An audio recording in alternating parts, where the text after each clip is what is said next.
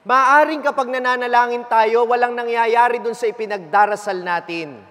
Pero ikaw na nananalangin, dahil sa pagdarasal mo, binabago ng Diyos ang kalooban mo. Kaya sa lahat ng panalangin may nangyayari, hindi man sa labas, sa loob.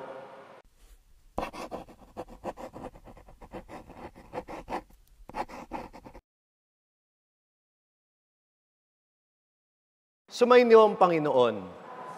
Ang mabuting balita ng Panginoon ayon kay San Lucas.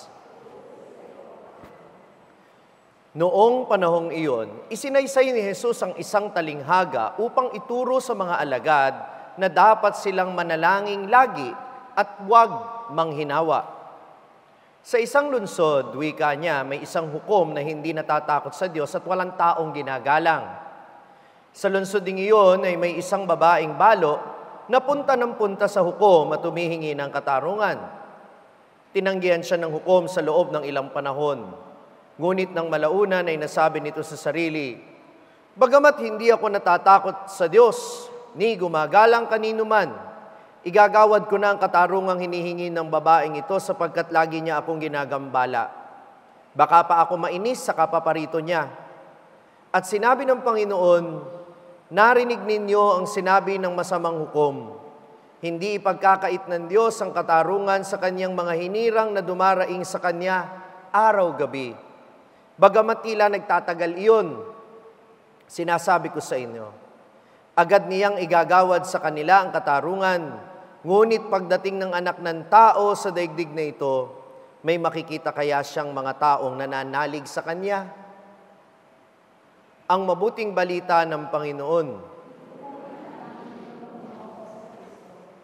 May nabasa po akong billboard sa EDSA, sa Gawing Makati. Matagal na po ito. Nakalagay sa billboard, "Try prayer, it changes things." Sa unang pagtingin, mukhang wala namang masama. Maganda nga na nanghihikayat ito sa panalangin. Pero napatanong ako sa sarili ko, talaga bang nababago ng panalangin ang mga bagay sa paligid natin? At ang sagot ay, hindi sa lahat ng pagkakataon. May mga dasal din naman kayo, di ba, na walang nangyari. May mga hinihiling kayo na hindi rin naman natupad. May nangyayari ba sa panalangin? At ang sagot, meron. But sometimes, prayer does not change things. It neither changes the will of God, but definitely, prayer changes the heart of the one who prays. Maaaring kapag nananalangin tayo, walang nangyayari dun sa ipinagdarasal natin. Pero ikaw na nananalangin, dahil sa pagdarasal mo, binabago ng Diyos ang kalooban mo. Kaya sa lahat ng panalangin may nangyayari, hindi man sa labas, sa loob. At ito yung katarungan na tinutukoy ni Jesus sa Ebanghelyo ngayon. Ibibigay niya ang katarungan sa sino mang humihiling sa Kanya nito. Dahil yung pagtingin natin sa katarungan sa mundong ito, merong sense of entitlement na para bang this is what I deserve. Kaya nga last week, di ba, tinuruan tayo ng Panginoon na magpasalamat.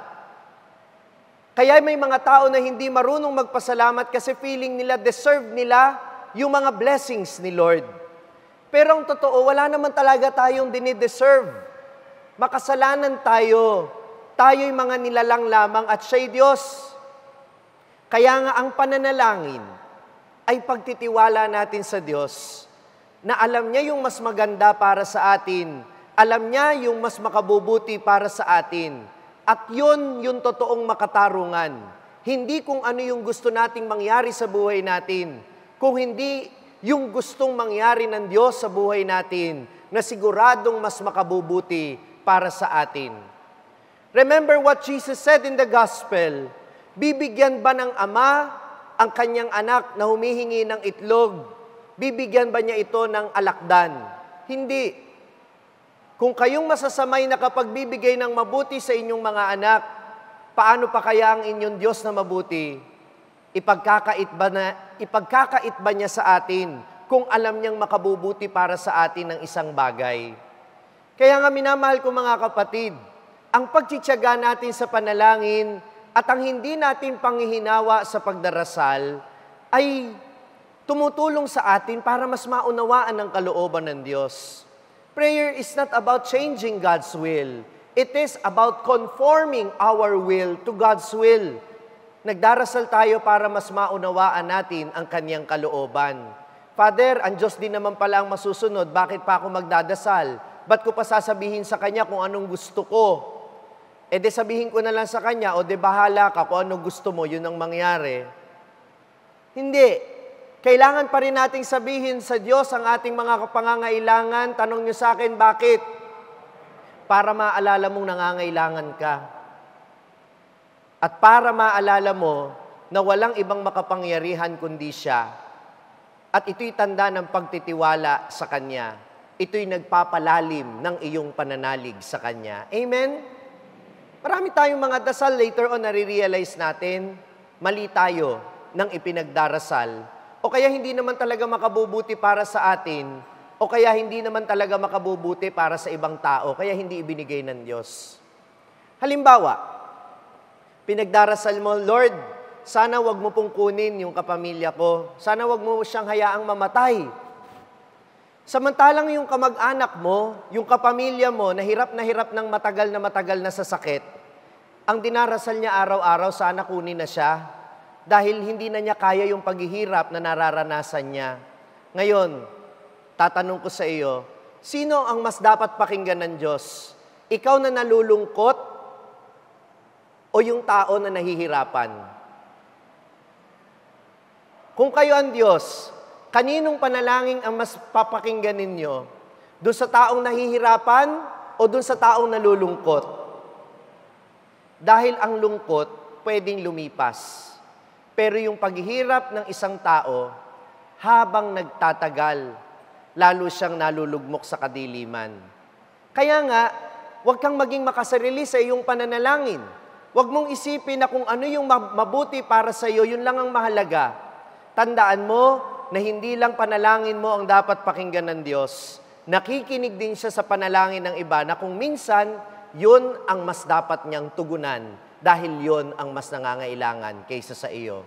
Amen ba yun? Kapag nagdadasal tayo, unti-unti nauunawaan natin itong mga bagay na ito.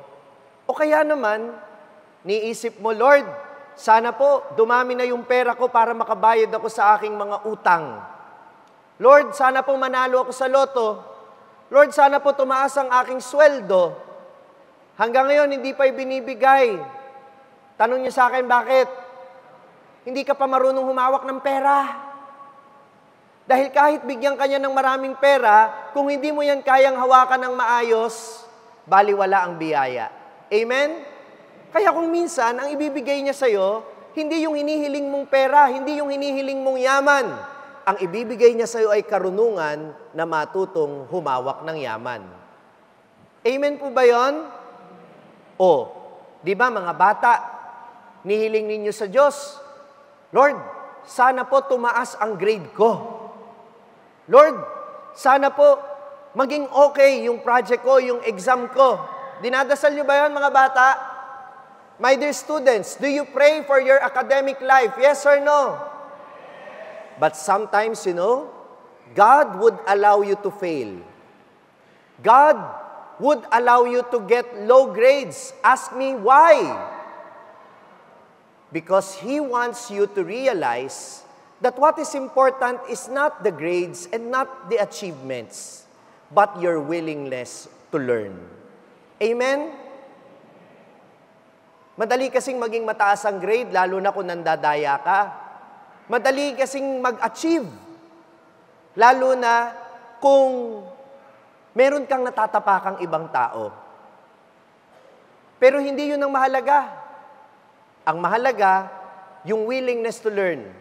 Ang mahalaga, yung pagmamahal mo sa pagkatuto. Dahil kahit wala yung grades, kahit wala yung achievements, magiging marunong ka kung meron kang passion for learning. My dear students, do I hear an amen? Kaya, yung panalangin, hindi yan self-serving. Ang panalangin ay ang pagkakatiwala natin. Ang panalangin ay kapag ipinagkakatiwala natin ang ating sarili, ang ating buhay sa Diyos na mas marunong kaysa sa atin. Sa Diyos na mas may malasakit sa atin. Ang Diyos na totoong nagmamahal sa atin. Let us be like Moses who raised up his hands up in the air, surrendering himself and the Israelites to God. Nang itinaas ni Moises ang kanyang tungkod at ang kanyang mga kamay, isinusuko niya sa Panginoon ang lahat dahil alam niya na sa kanyang pagsuko, nandoon ang tagumpay.